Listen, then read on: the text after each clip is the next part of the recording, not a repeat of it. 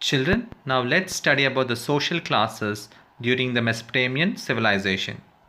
There were different classes in the Mesopotamian society, children.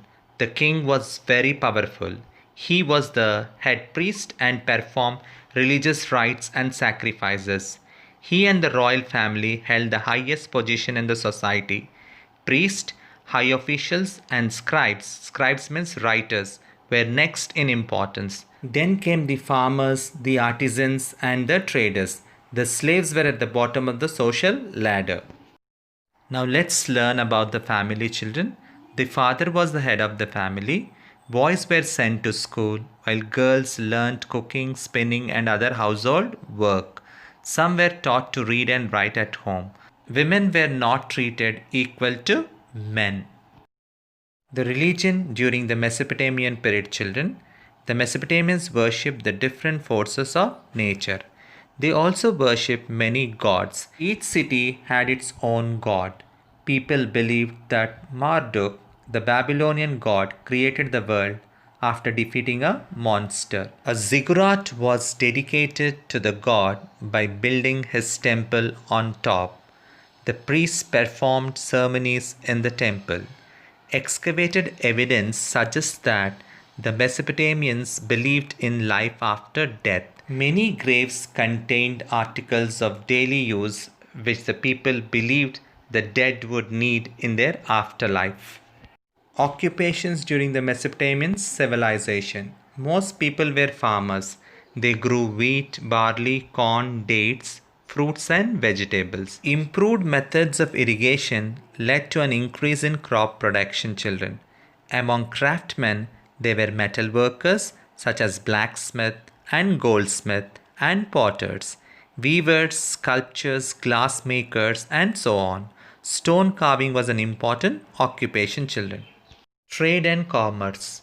People traded in many goods.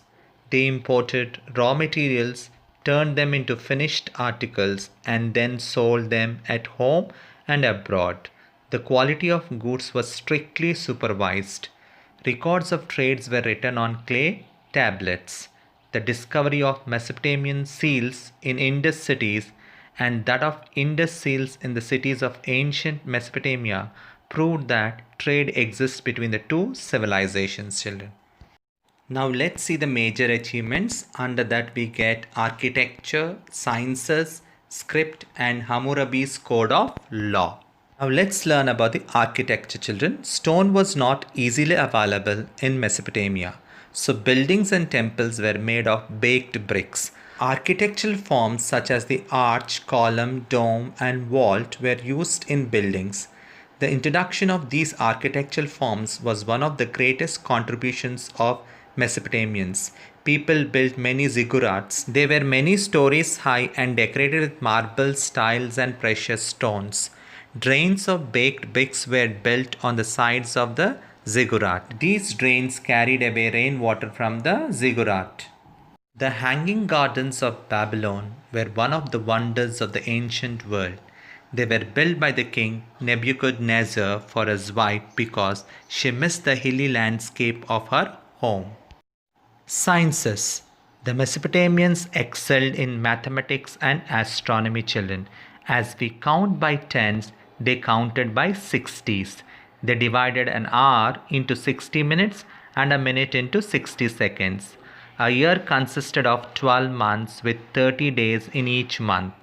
Days and nights were divided into 12 hours each.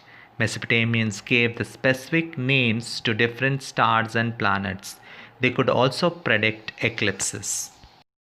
Now let's learn about the script of Mesopotamians, children. When people began to trade with each other, it became essential to record the details in writing. The Sumerians invented writing almost about 5,500 years ago. The Mesopotamian system of writing is known as cuneiform. The script was wedge-shaped, means V-shaped, children. It was written from right to left with a pen made of reed or bone. All writing was on clay tablets. The tablets were then baked. Each tablet was like a page of a book. Many such tablets have survived. The most famous of these were the tales of the legendary hero Gilgamesh. Gilgamesh was a historical king of the Sumerian city children. Hammurabi's Code of Law. The earliest complete record of laws was found in Mesopotamia children. A Babylonian king called Hammurabi, 1792 to 1750 BCE, compiled these laws. Children, this king listed out 282 lost children. Depending upon the mistakes done by the people, he or she would be punished according to this laws. The laws that he has listed out are related to governing trade and commerce, family, civil and criminal disputes. It prescribes punishment depending upon the severity of the offense, the circumstances of the offense, and the status of the offender.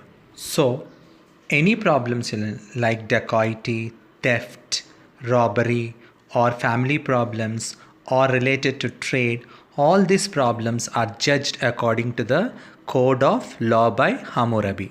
Hammurabi's code is carved on a huge stone slab, which you can see in the picture, children.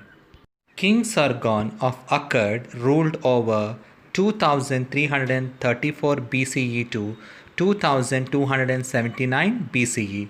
He ruled a vast area of land between the Mediterranean Sea and the Persian Gulf. He laid the foundation of the world's first empire, the Akkadian Empire. Sargon was the first ruler to introduce the idea that a king should be succeeded by his son and not by the rich people of the city. He was also the first to appoint administrators and not let the empire be governed by its own people, children. Finally, the decline of the ancient Mesopotamian civilization, children. The Mesopotamian civilization, perhaps the earliest of the river valley civilization.